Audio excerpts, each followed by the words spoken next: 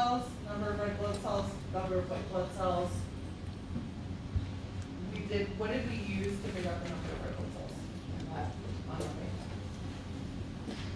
What was that slide called? Hemo.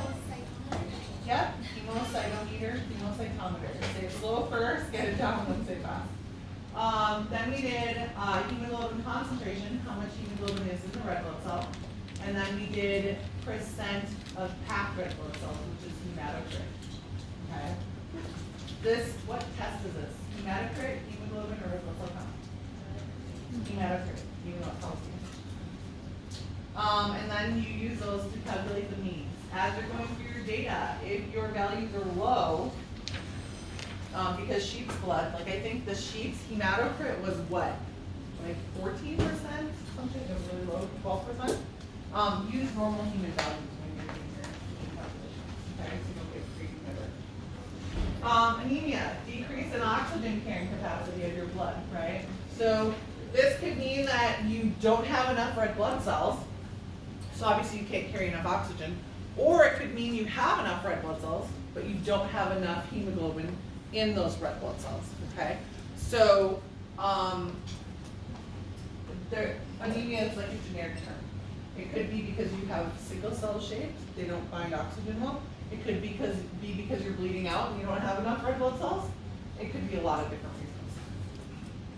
I went through the mean calculations. This just sort of to walk you through different ideas of when red blood cells would be higher or when red blood cells would be lower. Okay. Remember, if we have dehydration, this is the weird one. If you have like severe diarrhea or you've lost a lot of fluids to the outside environment, you have less plasma volume, so it's going to make your red blood cells seem artificially high, the amount of red blood cells, because you're comparing them to plasma. Smoking, so anything that affects oxygen getting through the lungs, the lung lining is going to affect increase red blood cells. Low red blood cells or hematocrit could be malnutrition. It could be that you have a genetic disorder where you can't absorb iron or vitamin B from the intestine into the bloodstream. It could be my cat had kidney failure. So as her kidney progressively got worse, she wasn't able to make erythropoietin. And if she wasn't able to make erythropoietin, she was becoming anemic. Okay, so she was anemic at the point when we put her to sleep. Different types of anemia. Just have an idea of how they affect the blood panel, right? You can skip this slide. You can read it, but I'm not going to ask you. Okay, so your white blood cells. Normal range, about 10,000 white blood cells per cubic millimeter. They do all different things. Some white blood cells attack your cancer cells. Some white blood cells attack viruses. Some attack bacteria. Some come out and attack parasites. Some are there with long-term diseases. They do different things. They remove toxins. They degrade waste. They degrade damaged cells. They do a lot of different things. They use the blood for transportation. So your white blood cells are mostly in your body tissues, like in your connective tissue and whatnot. But they're going to get into the blood. They're going to use it as a superhighway to get around your body. They use diabetes to get through those capillary walls. They display a knee movement. They're really cool. I'll show you a video in a second. Once they're outside the bloodstream. How do they get around? Chemicals released from damaged sites or inflammation sites are going to call the white blood cells to them. So they're going to use a chemical trail from damaged cells. And they most of them are phagocytic. So they're going to ingest bacteria to breed. The big one is neutrophils will phagocytize bacteria. Eosinophils will phagocytize parasites.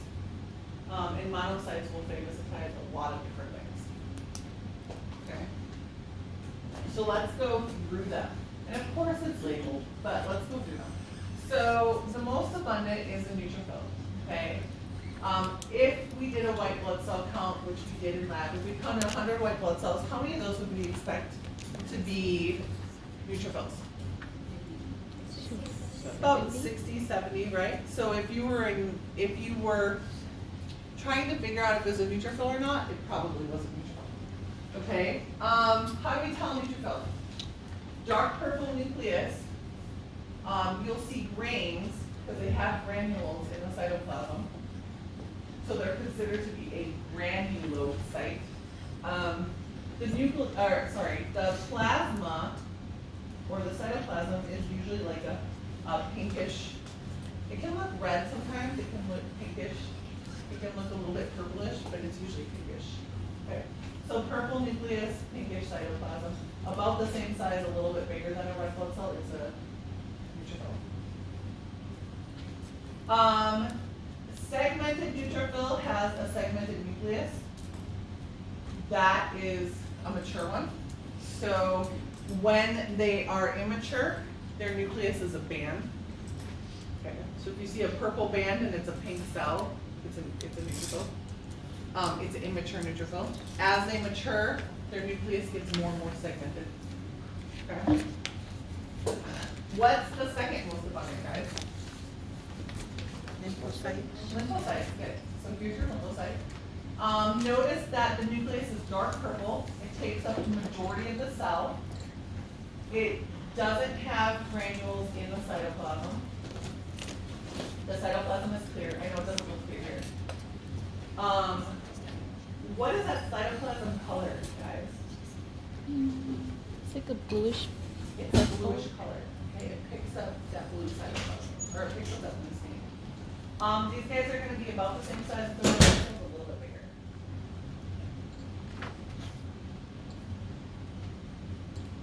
Normal range for these guys?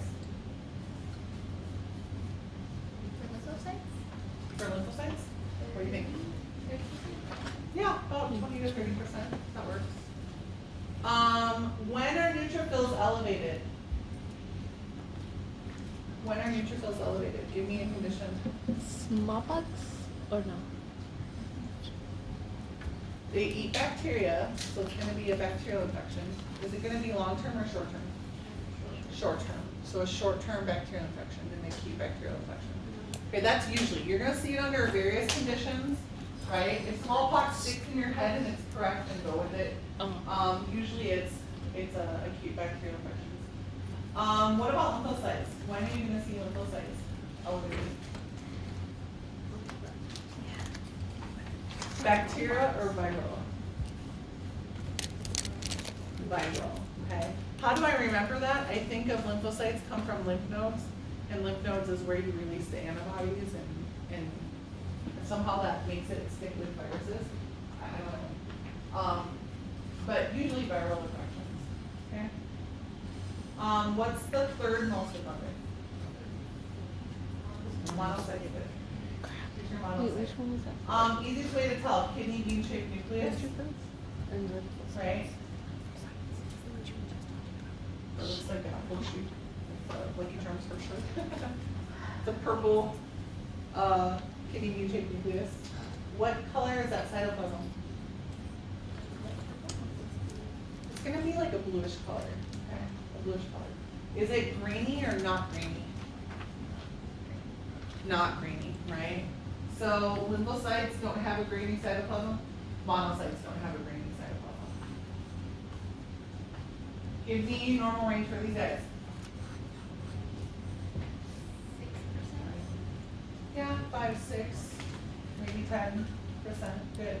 If they're elevated, what could be a reason why? When do monocytes get elevated? Malaria? Is that okay? Yeah, well, malaria is a protozoan, right? So if it's a parasite, it's going to be an eosinophil, right? But check your list. Infectious mononucleosis, right? So infectious mononucleosis is a long-term viral disease. So if it's long-term, monocytes are going to get called in, okay? Whether it's viral or bacteria, It's just the fact that it's a long-term, like a chronic condition, these guys are gonna get called in. So I remember infectious mononucleosis, it's called infectious mononucleosis because there's excessive monocytes. But because it's viral, there's excessive lymphocytes too. So there's two white blood cells that are elevated with mononucleosis. What else do we have? What's the fourth most abundant? So never let monkeys eat, what does that stand for? Eosinophils, good. So here's our eosinophil. The nucleus is bilobed and it's gonna be a dark purple. And this looks kind of small, but in actuality they're really big. And so the cytoplasm is gonna be really grainy and red. It's called an eosinophil because it picks up that eosin. Okay. They are going to, eosinophilia is kind of it's a generic term to mean that there's excessive amounts of eosinophils, okay? That can be triggered by a parasitic infection. That can be triggered by long-term allergies. Like think of hay fever, think of asthma. There is eosinophilic asthma, where you have such asthma for so long that eosinophils just migrate to the lungs. These guys are gonna attack parasites. What's normal range for eosinophils? 1 to 4%. Yeah, 1 to 3, 2, 3%. So you'll be lucky if you counted 100 if you saw 1 or 2. Okay. What's the least abundant? Basophils. Okay. How do we tell basophils? You can't even see the nucleus because it picks up so much of that blue dye, that basic blue dye. All those granules pick up that basic blue dye. What are those granules, you guys? What does that basophil have in it? The heparin and the histamine. Heparin. What else?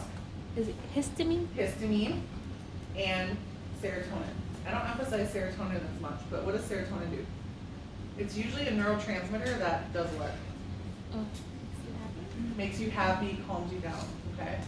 So let's talk about histamine. What is histamine gonna do? It's You guys know? a vasodilator. It dilates your. It's gonna make, it is, it's released when you have allergies, but what happens?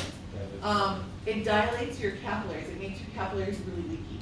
So normally, there would only be a certain leakiness. If you have histamine, the capillaries are gonna dilate and they're gonna get more gaps. And so you're gonna have fluid, plasma rushing into the interstitium. And so that's why if you have an allergic reaction, right, when you eat the peanut butter or the shellfish, you have all of these basophils releasing massive amounts of histamine, and it's causing fluid to go into the interstitium. What happens? Swell, okay? It's really dangerous because your throat is gonna swell this way. And so the big thing with allergic reactions is you have such massive amounts of histamine release that your throat is swelling shut, okay? Aside from all of your blood vessels dilating, which causes your blood pressure to tank, okay? And you're gonna die if you don't resurrect that quick. So histamine dilates those blood vessels. What happens when you take an antihistamine? Antihistamine blocks histamine. What happens to capillaries? The vasogastric. Tighten back up. Okay, so if you're runny, if you have histamine, and you take Benadryl, what happens to the runniness? Stops, because everything gets constricted. Okay? What about when you itch? Does that leaky capillary make you itch? Yeah, so itching is part of it too. I don't know the exact specifics. So you have 3 nerve endings in the epidermis, and when they're exposed to air, they get itchy. And so I think the swelling exposes them more, so you get more itchy. But it's like, it's more of a, I can't think, a cytokine mechanism. It's more of like a locally acting chemical in the area that you're allergic, or general systemic. But it is, it's due to the basophils and the reaction. The inflammation reaction or inflammatory reaction. What does heparin do? Prevents blood from clotting. And so they're gonna release heparin, so now they're making the capillaries leak, fluid's gonna leak out, plus blood can leak out too, right? And you see this when you get a cut or when you have an infection. It's warm, it's hot, that's the heparin, right? The blood's going to that area, and then it is, the histamine is gonna cause it to be swollen, okay? So basophils, when are they triggered? So like they're 1%, right? You're lucky to see one.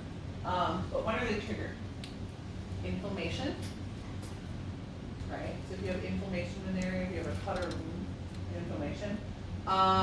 They're also going to be triggered during acute allergies. So if you come in contact with shellfish, like severe allergies, or peanut butter or whatnot, the eosinophils will be like with hay fever and stuff, but the basophils will be a fast reaction.